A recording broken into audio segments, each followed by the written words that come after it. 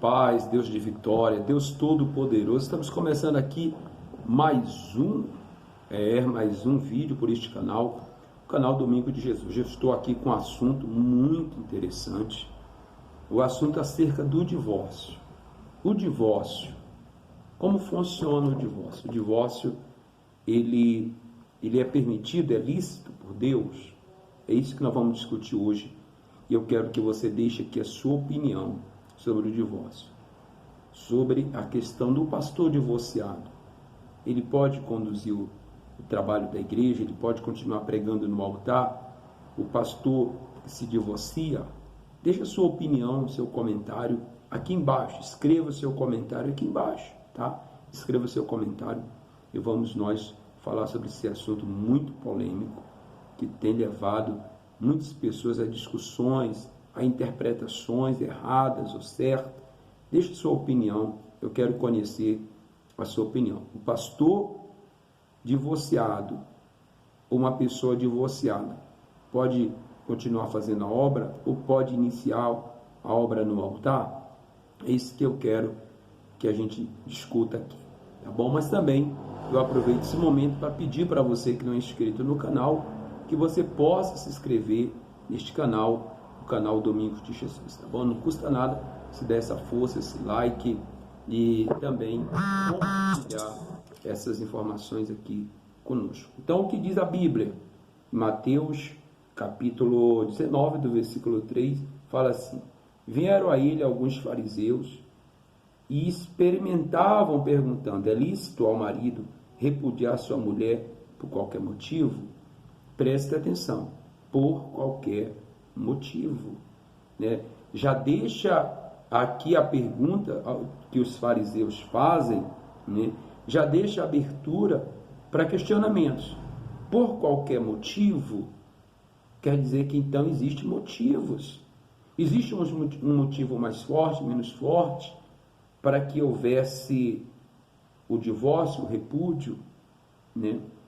E o que é o repúdio, o que é o divórcio? Também você compreende isso? A questão de diferenciar o repúdio do divórcio? Qual a diferença entre repúdio e divórcio, ou entre os dois? Continuando, diz aqui, eu quero que você deixe também sua opinião.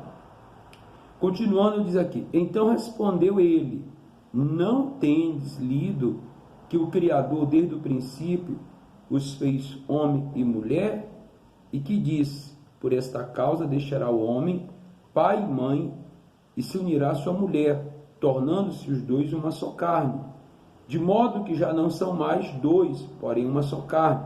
Portanto, o que Deus ajuntou não separe o homem. Então você fica bem claro que o projeto de Deus do casamento é para a vida toda. É para a vida toda. O casamento é para a vida toda. O projeto inicial de Deus para o casamento é a vida toda. Por isso que você não pode casar por imposição, por obrigação, por compaixão. Você tem que casar por entendimento, uma maturidade, um conhecimento, sabe? Você tem que procurar, antes de casar, ver quem que você vai namorar, com quem que você vai casar. Não case por indicação, por fazer gosto para um ou para outro, para pai, para mãe, para sogro, para patrão, para amigo, para pastor, para ninguém, para liderança, para chefe. Irmão, case por convicção. Analise bem o seu parceiro, o seu namorado, com quem você vai casar. Porque o casamento é para viver a vida toda.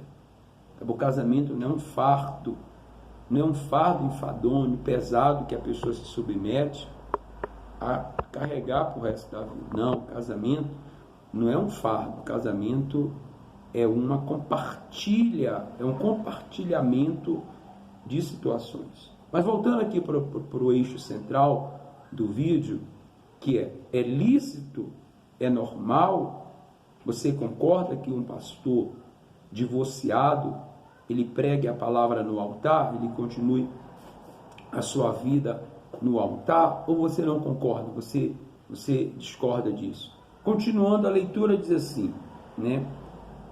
de modo que já não são dois, mas porém uma só carne. Continuando, diz, replicaram-lhe, ou seja, perguntaram de novo, que é mais um questionamento.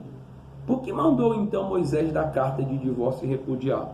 Então você observa que Jesus, a princípio, ele condena o divórcio, ele condena a separação, tanto que há aqui uma réplica, um questionamento em cima da pergunta. E eles replicam: por que mandou Moisés dar carta de divórcio e repudiar?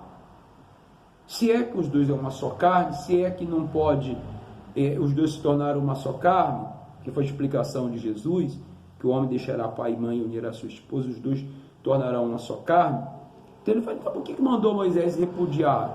Então, eles encontraram uma brecha, um argumento, um questionamento, e eles perguntam, então por que mandou Moisés repudiar? Se é que os dois é uma só carne e não há mais separação. E Jesus então responde, né? Jesus também responde, né? Eles respondem, entretanto, não foi assim desde o princípio. No início, o projeto inicial não era esse. Isso que Jesus fala.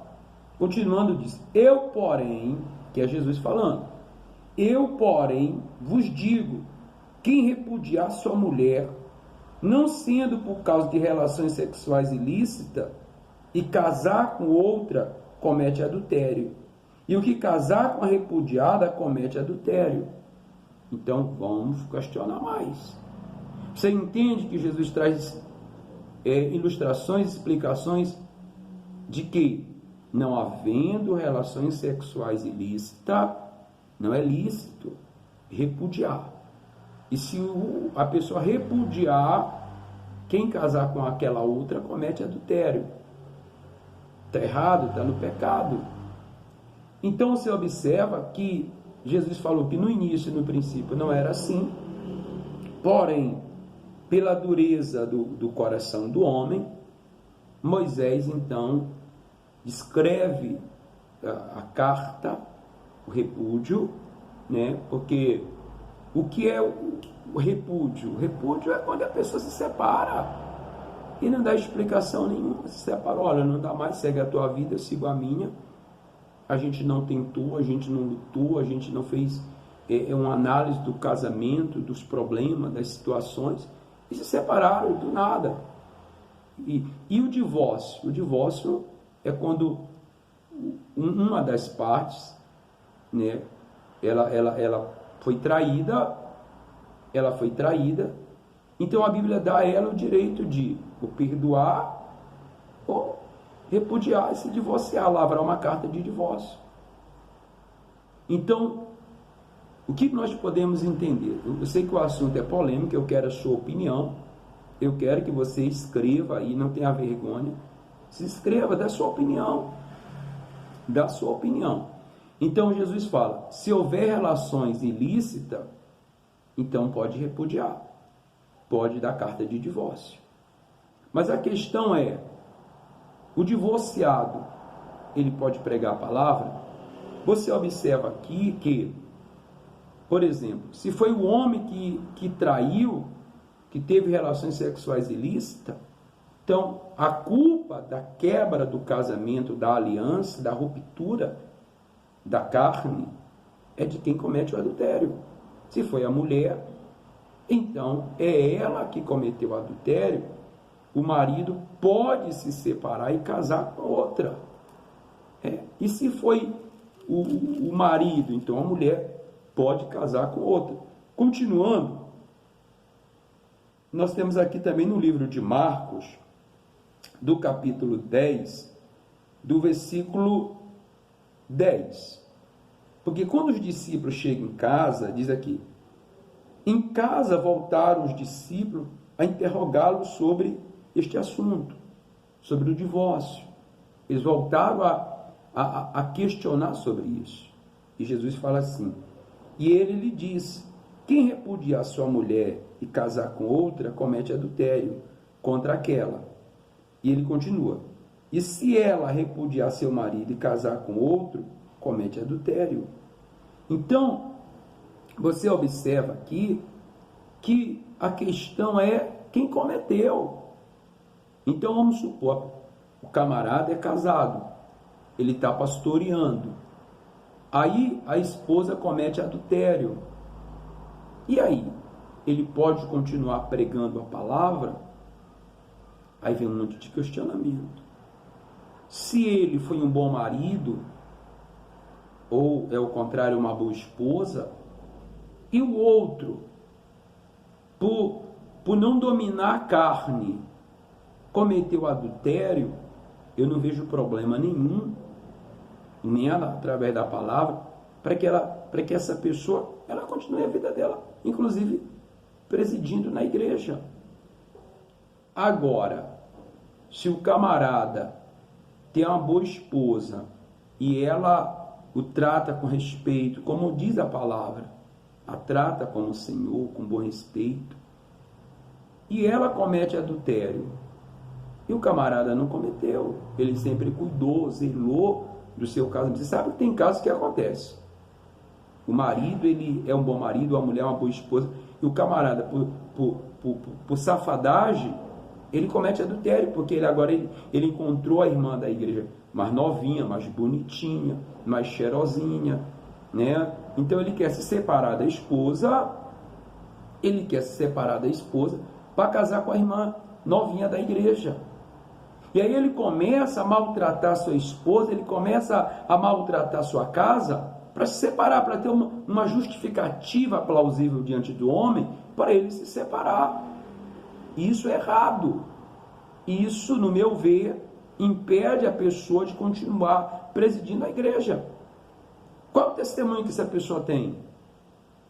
Então aí está a situação. Mas,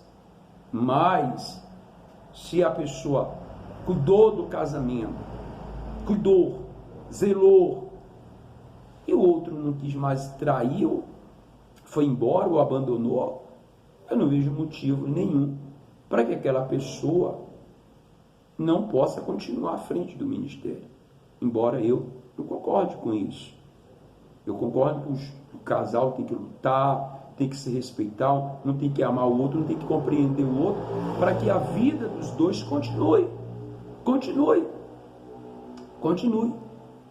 Supera as dificuldades, vamos para os acertos, vamos ver o que está errado, vamos ver quem que está errado, vamos ver quem que está, fazendo as coisas erradas, mas tem casos que a pessoa já virou a cabeça, não quer mais. Então eu não vejo motivos para que aquele ao outro não continue seu ministério. Mas se a safadagem vem da parte do homem ou da mulher, eu concordo que ele não tem mais condição de presidir a igreja do Senhor. Então, a pessoa, respondendo a pergunta inicial, o que é a questão do vídeo, pode o divorciado presidir a igreja? Depende de quem, do motivo do divórcio, pode. Depende do motivo do divórcio, não pode. Mas eu quero fazer uma oração, como eu sempre faço. Eu sei que o assunto é polêmico, questionamentos vão aparecer, e eu quero que você deixe seu comentário aí. Eu quero que você deixe, tá bom? Mas eu quero orar, como sempre faço. Em todos os final de vídeo, está aqui o meu copo com água. Vamos orar em nome de Jesus? Pai, neste momento entramos em oração.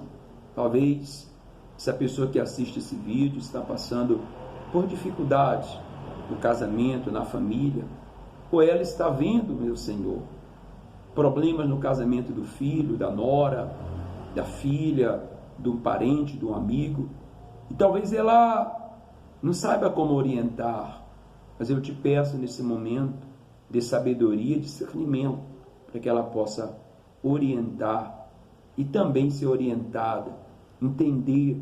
Talvez ela estava com dúvida com relação ao seu casamento, talvez, meu pai, ela já vem do segundo casamento, terceiro casamento, e ela quer uma explicação, um entendimento. Talvez ela se sente incomodada com isso, mas através desse vídeo, eu creio que vem esclarecer muitas dúvidas de todos. Em nome do Pai, do Filho e do Espírito Santo. Consagra a água, quem beber ganhe sabedoria, discernimento para a compreensão da tua santa palavra. Amém. Vamos beber? graças a Deus. Vamos ficando por aqui, mas se inscreva no canal Domingo de Jesus, tá bom? Vamos ficando por aqui, até o próximo vídeo. Um abraço, fique com Deus.